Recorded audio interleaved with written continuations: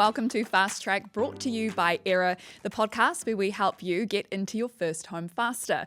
I'm Chereè and with me, Aera founder Derek Handley.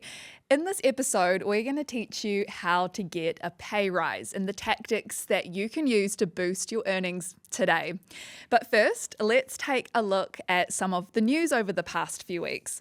So Derek, New Zealand's housing affordability has improved further. So Massey University's their latest home affordability report shows an 8.7% improvement nationally for the June quarter, following a 9.3% improvement in Q1.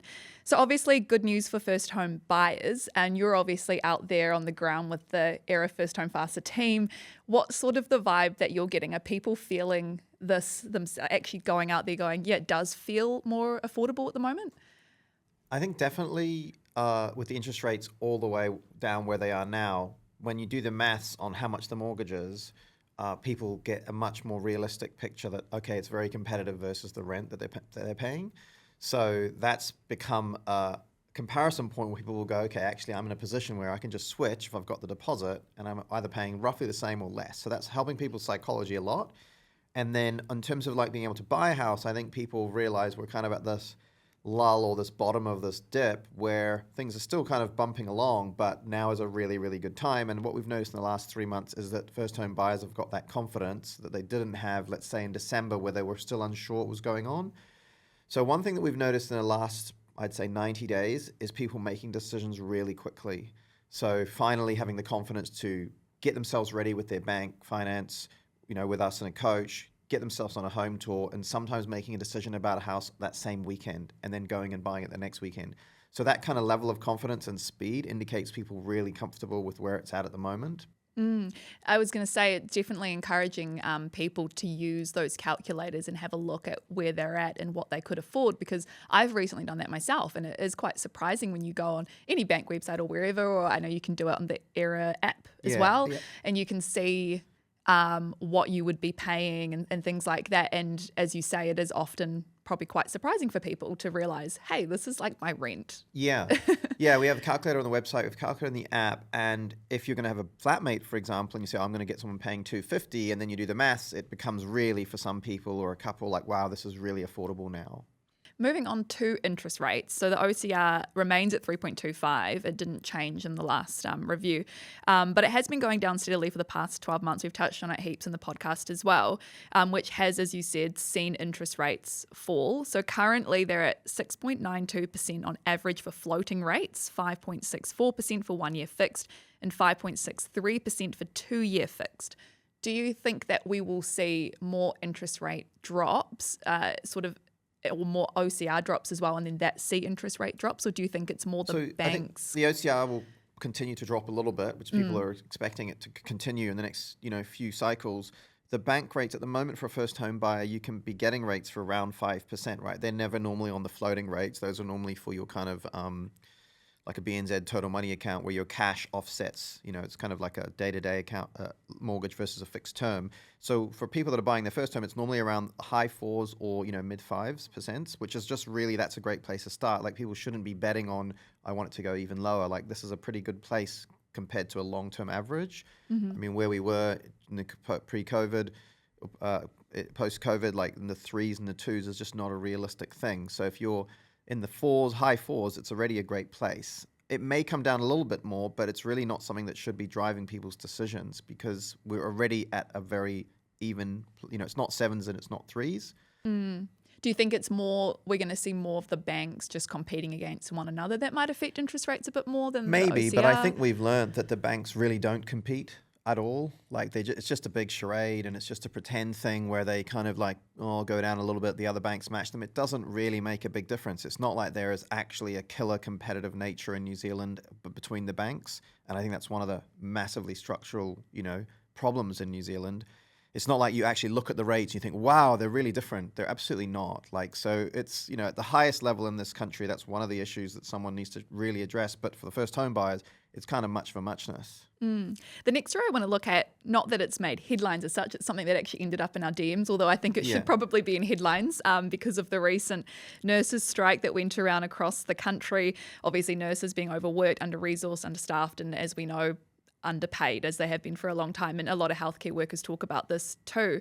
But we've got a really great example of someone that DM'd us.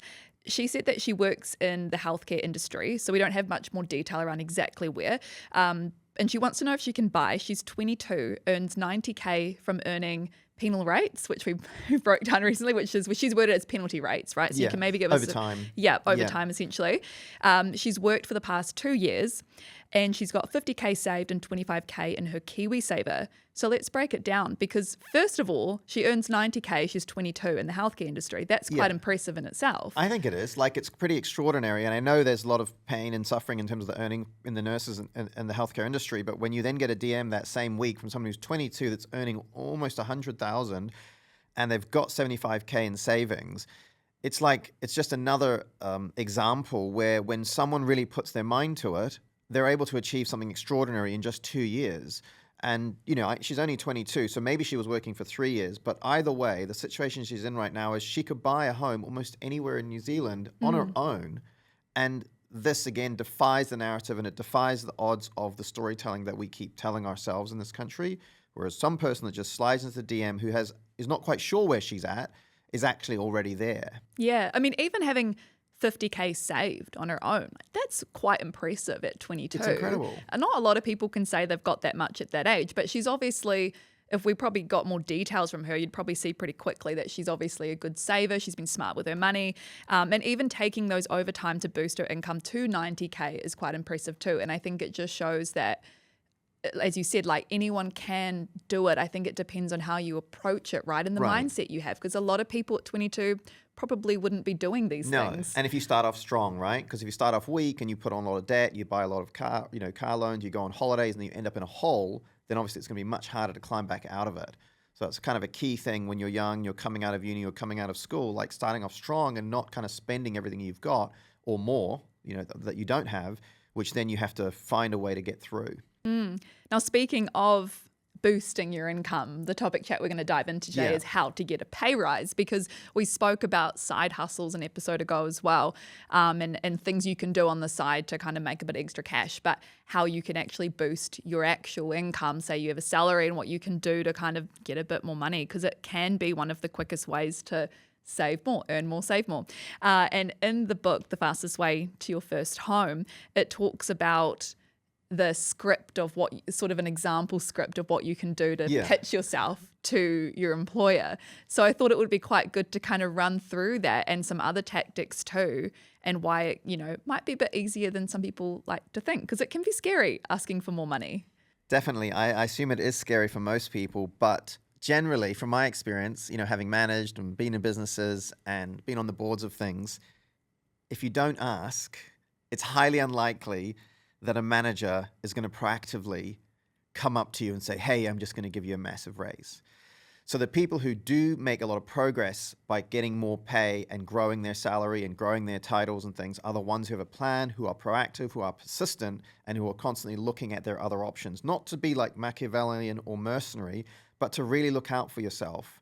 And so, you know, for us, encouraging first home buyers, first home savers, this is a key kind of skill set that they need to kind of arm themselves with. And I think as well, realizing that it doesn't need to be like a huge amount more, like even, and again in the book saying that, you know, $1 more a day is equivalent to $5 more in lending power. So I think when people approach these conversations, is that important to remember, like if you're pitching yourself, you don't need to be asking for a huge pay rise, but just anywhere you can make a gain. So we just spoke about the OCR not being reduced. That's because there is still the threat of inflation, right? So the cost of living and just living in New Zealand is going up. You know, the current inflation figures were around more than 5 or 6% just for the cost of living type of products. So the argument in any company is, well, it costs me 5 or 6% more to live this year. So at the very minimum, I need to see a raise of something like that. And that's a very solid argument, right? Apart from that, then if you've done more work or you've grown or you've elevated your contribution to the company, then that's a different argument that you can also make. So there's kind of two things going on. One is the cost of living just continues. And then secondly, if you're adding more value, you have to make that case. So how should people approach that conversation? Is it about planning how you're going to sell yourself in a way and using so. like the book script, Yeah. for instance? I think it's about having a structured thought process around, okay, it's not going to happen overnight. It might not happen immediately. You don't want to put an ultimatum, but you can start putting things in place, and you try to meet with your manager maybe every few months, maybe every 2 or 3 months, and say, look, this is where I'm heading. I'm trying to buy a home. I need to find a way to earn this much. And these are things I've been doing recently, which are contributing to the company. These are things I've been doing that I'm meant to be doing, and I think I've been doing a good job of them. What more do I need to do to achieve this level of, either a pay rise or some sort of a bonus, those kinds of things? And then gauge that kind of conversation as to whether there's any feedback that there are those possibilities. And you just keep checking in every few months to figure out, well, is this going to happen or not? A couple of other things. One, they're normally, there's kind of two ways pay rises can happen. One is on the annual cycle when the budgets are done, which is very, common in every company. Big companies, they kind of have this small, inflation type adjustment, but they also look for who are star performers, and then they kind of push and pull levers there. The other is more in the middle of the year where it's kind of like, oh, I don't want to lose this person, and now they seem like they're leaving, or maybe they'll leave. And even though it's, unemployment is quite high, no one wants to have to replace really good people because it costs so much money and time to do that. So if you're in that situation, you're like, I want to move faster, then you might go and start applying for other jobs, even just to see what the rates are, what people are paying, and see how far you can get. And then you can bring them back to your boss and say, look, I don't want to leave, but there are some of these jobs that I've been either, you can, say you've been approached for, or you've applied for, and they're all paying about 15% more. And, how do I make that match? Could you just say that you've done that without doing it? I guess. Like, I mean, you call your could, but that would be a bluff, lie. Yeah. Hey, you I'm really, being offered. Then that's just not true, right? You could do that. It depends how good you are, like poker face. But it's more genuine if you actually know and you go out into the market and see what's going on. Yeah. I've always thought that it kind of sucks that you have to do that sometimes, but because in my experience too, and a lot of my friends who work kind of in corporate type jobs, that always is the deal. As soon as you get a better offer, they're like, oh, well, we've just magically found some more money. If you're in corporate, this is an exceptional tactic because they're very lazy and they don't want to have to replace people unless you're actually not good. And they don't want then you. They don't want you. Then that's great. They're going to get rid of you. But if you're really good, there's all sorts of buttons and levers that corporate can use to make their managers' lives easier, which means not losing people, especially good people. Now, if you're in a really small business like a cafe or something, it's much harder because that is really tough at the moment. It's tough for all of them. We have a bakery in Berlin. Like, every little dollar counts. And so in those environments, it's being much more reasonable about, wow, this is actually not an easy environment for anyone. But that is also the same for you. It's not easy for you either at the moment when inflation, is going up. So it's just more of a fair conversation. But I'm always of the opinion that the corporate is a big, giant beast that can take care of itself. And it definitely isn't going to be out there looking after every single person. So you should be levering as much as you can to say, well, I need more, I want more, I'll leave, all those kinds of things, And then the final piece with this is the psychology, I guess, because I think Kiwis, tall poppy syndrome and things like, most people aren't super comfortable selling themselves, or they don't like talking about themselves. A lot of people say they struggle even in job interviews and things like that, hard to kind of talk about yourself and be like, I'm great at this. So what kind of things do you think people can do to, I guess, get more comfortable with that idea of like, okay, I'm going to see my boss and I need to be able to confidently sell what I'm doing and find out like what I can do better to get the pay rise? Yeah, it's that conversation around, this is what I've been asked to do. This is how I'm delivering or over-delivering on it. What more can I do to deliver to a level where I could earn more? And that cycle, if you get the answer to it and then you do it, then you go back and say, I did what you said. Now how can I continue to improve, So it's using the evidence of like what you've been asked to do, then what you've done, where you've done something really well, and continuing to have the conversation. If you don't have that proactive conversation, it's very hard for the manager to decide, I'll bring this up myself and kind of move forward with it. So I think that's one thing. I think the simpler thing is in a lot of organizations, you can just take more hours, right? That's not a side hustle, but it's just like, well, can I work on an extra project, or can I work extra hours like the nurse we just spoke about? And, if you only do 8 hours a week extra at minimum wage, that's another 10,000 a year, which for a lot of people would be quite a big percentage. And if there's two of you, that would be 20,000. So that's another lever that, for a short period of time you could use. Yeah. And I think, as you mentioned there too, really important to sort of note things down really clearly, because I think if you have that conversation with a manager, be really clear about what do I need to do? Like, what are my key KPIs and things to get the pay rise? Have that recorded, note it down. So when you go back and chat to them in a few months, it can be really clear. It's like there's no ambiguity about like whether or not you did well at your job. You can be like, well, I hit these markers that you laid out to me. And there's kind of three types, right? There's one which is like you can do more, so you can work harder, take on more things, do more, have more things that you need to deliver. The second is you can do them better, so you can outperform, you can achieve more on your whatever your targets are. Like you can say, look, you said I got to get 8 and I actually got 10. Or you can say, I want more responsibility. Give me things that make me more accountable, and I'm owning things. And how do I step up? So those three levers are all able to be, used. Not everyone would be able to do all of them, but those kinds of things are what I think managers are looking for. Star performers, people who work really hard, and people who just want to step up. Like, oh, someone just left. I want to do that as well. I'm happy to do it. How do I do it? How do I take that on? And with more responsibility, there generally becomes, more pay. Yeah. So go and ask your boss for a pay rise. Yes. Find the confidence. Yeah. Yeah. There's another key thing. You don't want it to be a meeting about a pay rise, right? You want it to be a meeting about development. Yeah. I want to stay at this company. That's very key. I want to contribute.